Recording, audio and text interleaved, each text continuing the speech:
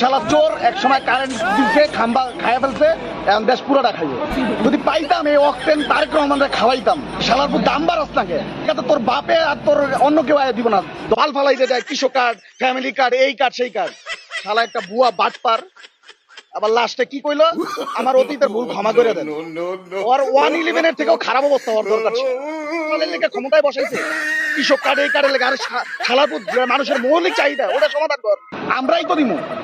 130 টাকা অক্টেন ছিল না হাসিনারা বলে, 35 ছিল না, এখন বাড়াইতে সমস্যা কি? এক মাসের মধ্যে তো 50,000 কোটি টাকা অন্তত পক্ষে খায়া লাইছে ঋণ। বাদ বাকিটা তো আল্লাহই জানে। আর মায়ের ওই যে হাতি কয়ে গেছে না, সংসদে ঢুকা পিটাইবো, সংসদেও যাওয়া লাগবো না, এটি মরবো রাস্তাঘাটে পড়ে। আগের কি তো ভাগ্যা যেতে পারছে, এটি ভাগতে পারবো না। এই দেশের ভবিষ্যৎ যে কি, আর ওই যে কি বলছে, আই হ্যাভ এ প্ল্যান, এই প্ল্যানের বাস্তবায়ন চলতেছে।